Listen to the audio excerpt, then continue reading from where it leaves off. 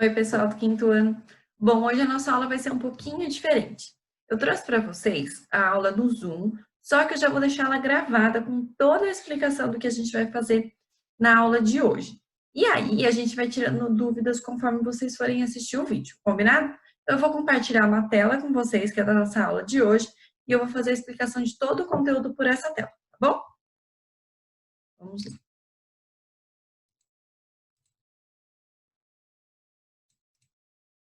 Olha lá. A nossa aula de hoje, do dia 17/6, ela vai falar sobre a água doce, a salobra e a água salgada.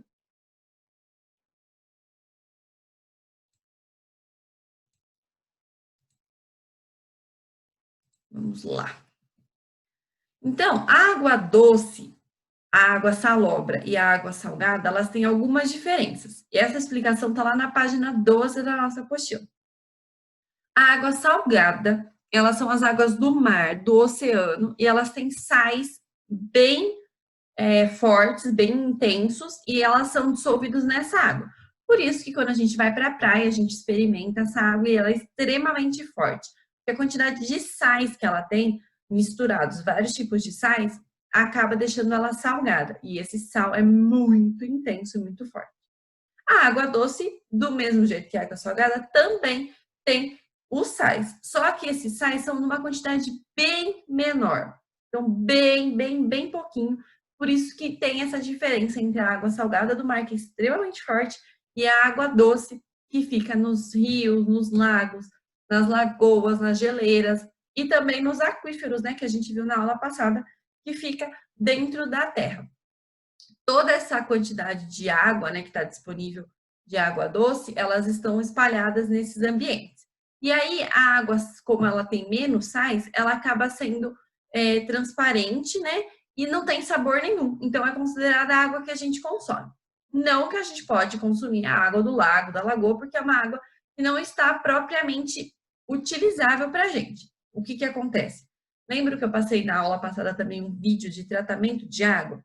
Esse processo acontece com a água do rio, do lago, da lagoa, todo esse processo de tratamento de água para chegar para a gente consumir. Então, todo esse procedimento, todo esse processo acontece com esses tipos de água. A água da chuva também é considerada, só que a água da chuva ela acaba se localizando nos lagos, nos rios, então a gente acaba consumindo essa mesma água. E o que acontece? Quando ela passa por esse tratamento, ela chega para a gente de forma limpa, sem sabor, né, que a gente sabe, e ela tem um processo químico muito forte. Então, para ela chegar no nível que a gente pode consumir, é uma água que passou por um longo tratamento. Então, ela está disponível em rios, lagos e lagoas e também nas geleiras e nos aquíferos? Sim. Só que não é toda essa água que ela é consumível, não é potável. É uma água que precisa de tratamento, tá bom? Então, aí embaixo tem duas imagens, a dos rios Amazonas, que fica na região do Brasil, então lá na região norte, que é de água doce, porque é considerado um rio, e do outro lado do nosso país, a água do mar, que é a praia de Caldeirão, em Florianópolis, que fica na parte sul do nosso país. Então, olha lá, a água aparentemente é igual, é azul, tem uma textura de água normal, mas a diferença é que a água do rio é uma água doce e a água do mar é uma água salgada. Então, totalmente diferente da água que a gente pode consumir. Aí a gente vai descobrir também que existem outros tipos de água e outros ambientes que elas ficam. Então, tem a salobra, que é uma água misturada. Então, a gente pensa aqui, terminou um mar, começou um rio, ela se juntou e formou a água salobra, que não é nem muito doce, nem muito salgada. É uma mistura de sais normal, padrão. E aí, essa quantidade de água doce e salgada, ela acaba equivalendo. Então, fica uma água salobra. Uma água que ela não é consumível, né? A gente não pode consumir essa água. Mas também não é uma água que a gente consegue usar para outras coisas. É uma água que fica armazenada, fica num lugar, mas ela é uma mistura desses sais, certo? E os manguezais? Os manguezais, que são essas fotos que eu coloquei aí embaixo, a água do mar e do rio, elas também. Lembra que eu falei que essa obra ela se encontra, é uma mistura dessas duas águas? A água dos manguezais é essa mistura, só que ela é muito fértil. É uma água que a gente encontra muitos nutrientes, muito, mas não é consumível para as pessoas, e sim para os animais. Então, os animais acabam se reproduzindo, tendo filhotes, se desenvolvem. Então, as águas dos manguezais, elas são consideradas um berço da natureza. Então, lá nascem muitos animais e tem muitos nutrientes nessa água para que esses animais cresçam e sobrevivam. Então, é uma água muito importante. Tem bastante dessa água no nosso planeta, mas ela não é consumível para as pessoas, mas muito útil para a vida dos seres vivos. Então, ela é muito importante para a gente também. E aí, eu coloquei para vocês compararem. Então, a gente falou que tem água doce, água salgada, que a água doce é que a gente pode consumir depois de um longo tratamento, e a água salgada, que é a água que a gente encontra que a gente não pode consumir. E aí, na nossa página 13 da apostila, fala que a água salgada ela tem 97% de toda a água do planeta. Então, quando a gente olha o globinho terrestre, nosso planetinha, a gente vê muita água, muita água. Só que essa água toda que a gente está enxergando é a água do oceano. Então, se ela é água do oceano, ela é água do mar. Se ela é água do mar, ela é água salgada. Então, 97% da água que a gente acha, tem bastante, dá pra gente consumir, não dá. É água salgada. Então, 97% dessa água não é consumível. E só 3% é água doce. Esses 3%, a maior parte está congelada. Então, também não podemos consumir. E não podemos derreter, não podemos consumir água congelada. E a gente vai descobrir nos próximos slides por quê. Mas, então, o que a gente entende? Que quase nada de água doce no planeta dá para a gente usar. Sendo assim, o que a gente precisa fazer? A gente precisa usar a nossa água para tudo. Então, a gente precisa para beber, para cozinhar, para tomar banho, para fazer todas as atividades e dividir com os outros seres, os seres vivos. Então, todos os animais do planeta, as árvores, as plantas, também usam da mesma água que a gente. Sendo assim, a quantidade de água que nos resta é muito pequena. E aí, o que a gente sabe? Que para a gente ter essa água, para a gente não perder essa água, a gente precisa não desperdiçar e não contaminar ela. Então, como que a gente contamina essa água? Mas eu não contamino. A gente não. Mas as indústrias, as fábricas, todo esse processo químico que existe, né, no nosso planeta, ele vai para a água. Então, como que ele vai para a água? Através dos rios, dos lagos. Então, tem empresa que joga o entulho, o resto do esgoto dentro desses rios, desses lagos. E aí, essa pouca água que a gente já não tem, acaba ficando poluída. Então, o que a gente tem que pensar? Que a gente só tem pouca água, que a gente está desperdiçando em alguns momentos, né? Consumo próprio. Então, às vezes, a gente desperdiça demorando no banho, a gente desperdiça quando a gente lava uma calçada, quando a gente lava o carro. A gente desperdiça ela em alguns pontos. Mas a gente sabe que a gente pode cuidar, que a gente tem como cuidar dessa água. E aí, eu vou mandar para vocês depois um encarte do Menino Maluquinho, falando sobre como não desperdiçar essa água que a gente está vendo que é mínima, pessoal, mínima. 3% é nada, nada. Então, a gente sabe que é pouquíssimo. Então, eu vou mandar esse encarte anexado na nossa aula do Menino Maluquinho e várias sugestões do que a gente precisa fazer para não perder esse restinho de água doce que a gente pode consumir. E aí, para simplificar e vocês entenderem, poxa, 97%? Quanto é 97%? Não dá para ilustrar. E a melhor forma de ilustrar que eu coloquei para vocês é o desenho que eu coloquei nesse slide. A garrafa de 2 litros, uma garrafa PET, a gente vai considerar que é água salgada. Toda a água do planeta cabe na garrafa PET de 2 litros. E num copinho descartável, aquele que a gente toma água, água doce. A água que a gente pode consumir. Então, olha a diferença gritante. Quando a gente está com muita sede, um copinho de água só é suficiente? Não, né? Uma garrafa também às vezes não é. Mas, se a gente comparar que a garrafa é salgada e a gente não pode beber e a gente só tem um copinho de plástico para a gente consumir, a gente não tem nada de água. Então, vamos nos conscientizar que a água está acabando. Vamos descobrir agora o porquê. Então, na página 14, a gente tem as geleiras. E aí eu vim falar para vocês assim, no próximo a gente vai descobrir por que a gente não pode tomar água da geleira. A água da geleira é doce existem várias alternativas de como a gente pode descongelar a água da geleira e consumir, mas a gente não pode contar com isso. Porque, além do custo-benefício, que é descongelar uma geleira, porque custa caro, a gente tem que entender que essa água, ela não ajuda só no gelo, não uma placa de gelo que não faz nada. Ela é extremamente importante para o nosso clima, para o ambiente. Então, se a gente vive nesse ambiente, que essa temperatura normal que a gente sente, por exemplo, estamos no outono, a gente sente um friozinho, uma temperatura mais gelada, é porque a gente tem as geleiras. Então, a geleira não está aqui perto, não tem uma geleira aqui na esquina, mas uma geleira que com o sol ajuda o ambiente a ficar na temperatura que a gente tem. A temperatura gelada, a temperatura quente, a mudança de temperatura.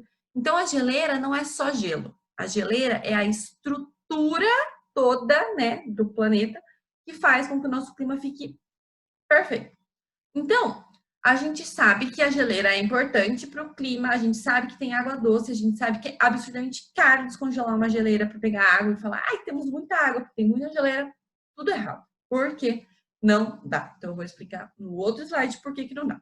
E aí tem uma curiosidade. Vocês sabiam que se sentir sede é sinal que o nosso corpo está precisando de água? Então, a água que a gente bebe é transportada pelo sangue, então ela não fica aí passeando em qualquer lugar, ela é transportada pelo sangue e passa pelo corpo todo. Contudo, se bebermos água com muitos sais minerais, aquela água salgadinha do mar, o nosso sangue vai ficar o quê? Com muito sal.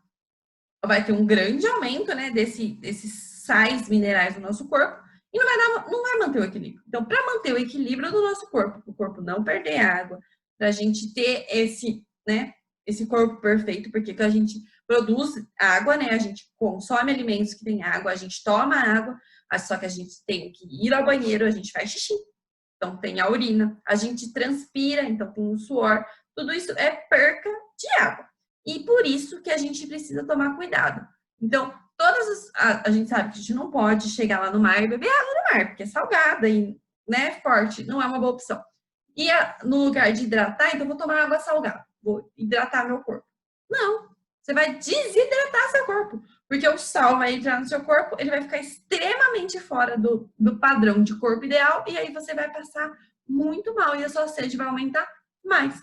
Então, eu posso matar minha sede com a água do mar? Então, se um dia eu estiver com muita sede, perdida no oceano, não, porque você ficar com mais sede, porque os sais minerais que ficam no corpo, eles vão se multiplicar. E aí, imagina um monte de sais minerais, aqueles sais que ficam do suor, quando a gente lambe o nosso suor e ele tá com aquele gostinho salgado, é a mesma coisa. A gente vai pegar aquele sal, aquela coisa que a gente está tirando do nosso corpo, colocando para dentro. E aí, o que significa? Estamos trocando a mesma coisa. Então, água salgada não é para consumir. Água doce, sim, tratada, com todo o tratamento bonitinho que a gente viu. Não são todos os lugares que tem esse tratamento. Por isso que algumas reportagens passam, que as pessoas passam sede, não tem água encanada em casa, porque o governo não define um lugar específico para esse tratamento. Então, alguns lugares que foram invadidos ou que foram construídos casas, não tem esse tratamento. Então, para ter essa água limpinha, pura, bonitinha, é difícil. Então, se a gente tem em casa, a gente tem que agradecer, porque não é fácil ter água limpa e muito gostosinha para a gente beber, certo? Vamos continuar falando das geleiras. Então, um estudo feito por um cientista descobriu que a água do lado do nossa geleira muito importante, ela é água doce, se um dia a gente precisar, a gente pode correr atrás de tomar ela e tá tudo bem. Não. A gente descobriu, olha o tempo, prestem atenção no ano.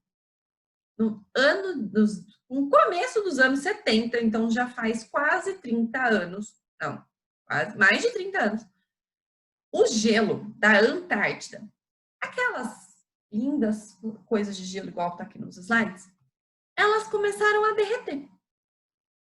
No começo, bem pouquinho, milímetros, coisa, nossa, não dava nem para perceber. Aí foi passando o tempo, eles foram vendo que foi piorando. Foi piorando, foi piorando, foi piorando, foi derretendo. Por quê? Porque a poluição está chegando nas geleiras. Desde a época dos anos 70, imagina como está agora. Então, a geleira bonitinha, que é a segunda imagem de baixo, fofinho, e a geleira de cima, que está caindo, é a mesma geleira. O que aconteceu é que essa queda de gelo, né, de gelos e gelo que está caindo, é essa água doce indo embora, porque a gente sabe que em volta da geleira não é água doce, é água salgada, é o mar. O mar protege toda essa geleira. Então, se essa água doce, que é a água da geleira, que é o gelinho, derrete, vai para a água salgada, ela vira água que a gente não pode consumir. Então, as geleiras, elas estão derretendo. Muito. Antes era milímetro, nem dava para perceber. Agora são toneladas de gelo derretendo. No ano de 2017, foi 252 gigatoneladas que foram derretidas. É muito gelo. Então, aquela água que a gente falou, vamos descongelar a geleira para a gente tratar ela e a gente virar aguinha doce para a gente beber, não existe mais. Porque essa geleira, como a gente viu, ela é importante para o clima, né? Para o nosso planeta ficar gostosinho, fofinho. E não tem essa opção. Porque o planeta que a gente não está cuidando, está poluindo, está deixando o mar com a temperatura inadequada, está trazendo poluição para os rios e para os mares. A gente está jogando lixo nos rios, a gente joga lixo na rua, a gente joga química das indústrias nos rios, nos lagos, nas lagoas. Tudo isso está indo lá na geleira, está afetando a geleira.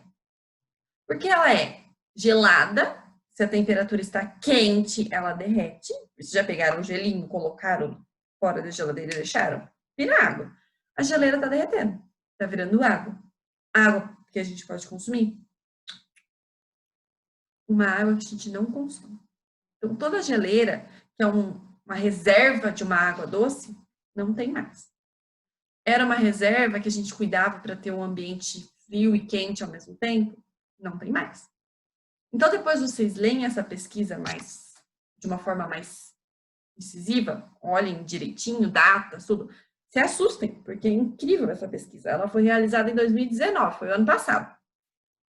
Então, leiam essa pesquisa e vejam o quanto a gente está perdendo com a poluição do mundo. E aí, tem na página 14 também, o Dia Mundial da Água. Ele foi consolidado, né, entrou em vigor no dia 23/3/1992, mais ou menos quando a tia Thaís nasceu.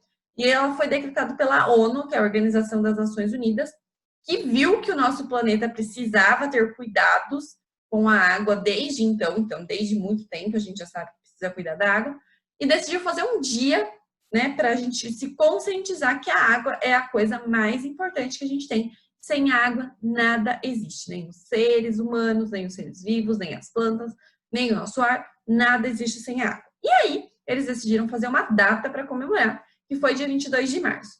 Só que uma data só não significa nada. O que a ONU quis é que a gente entendesse que a gente precisa cuidar da água. Independente se for no dia 22 de março, se seja 23 de março ou dia 1 de agosto, qualquer dia que seja, é dia de cuidar da água. Porque a gente não tem água para a vida toda. A gente nem sabe se essa água vai durar quando a gente tiver filhos, netos, quando a gente for velhinho. A gente não sabe. A gente não sabe o dia de amanhã. Vamos cuidar da nossa água? E aí, eu coloquei para vocês... Desculpa meu cachorro latindo. Coloquei para vocês uma pesquisa que vocês vão fazer individual. Na apostila, a proposta era em dupla ou em grupo, mas como a gente está em casa e fica difícil, eu coloquei uma pesquisa individual na página 14. Então, vocês vão procurar descobrir algum problema de água que tem na cidade. Pode ser ou na sua cidade, Campinas, Valinhos, Vinhedo, onde você mora, ou no bairro. Então, no meu bairro tem esse problema. Pode? Pode, não tem problema. Vocês vão pesquisar em revista, jornal, ou perguntar boca a boca mesmo. Perguntar para o vizinho, para a mãe se a mãe conhece, para a avó, para alguém, se alguém sabe um problema com água. Qual problema pode ser? Pode ser desperdício, poluição, mau uso, falta de água. Ai, aqui no meu bairro falta água. Ai, aqui no meu bairro as pessoas desperdiçam, fica lavando calçada, tia. E o que a gente pode fazer para resolver esse problema? Qual é a sua solução? Eu faria isso. Eu faria isso. O que você faria para esse problema da água desaparecer? A nossa apostila de hoje, a gente vai registrar só 2 páginas, que é a página 14 e a página 15. Vocês vão responder, uma delas vai precisar da ajuda da família, por isso que eu coloquei, então vocês peçam a ajuda da família, preencham a ficha e concluem a apostila de hoje. A atividade para entregar, então, da pesquisa individual sobre o problema da água para o dia 24 de junho, na próxima semana, e a página 14 e 15 até o final do dia. Espero que vocês tenham gostado da aula de hoje, que vocês tenham entendido um pouquinho sobre a importância da água. A gente ainda vai falar mais sobre a água. Tem muitos capítulos da nossa apostila. Eu vou mandar para vocês o encarte do Maninho no Maluquinho. É um encarte super inocente, bobo, mas que faz toda a diferença. Comecem a pensar que quando vocês forem velhinhos, será que vai ter água no planeta? Vocês ainda são novos. Será? Será que a geleira vai derreter? Será que vai afetar o nível do mar? O que será que vai acontecer? Vamos pensar? Espero que vocês tenham gostado da nossa aula de hoje. Espero que vocês tenham entendido, que tenha sido uma aula produtiva. Espero que vocês tenham gostado desse jeitinho de fazer uma aula comigo, para a gente matar a saudade de conversar mais. Espero que vocês falem comigo lá no nosso WhatsApp também, tá bom? Tchau, Quintona!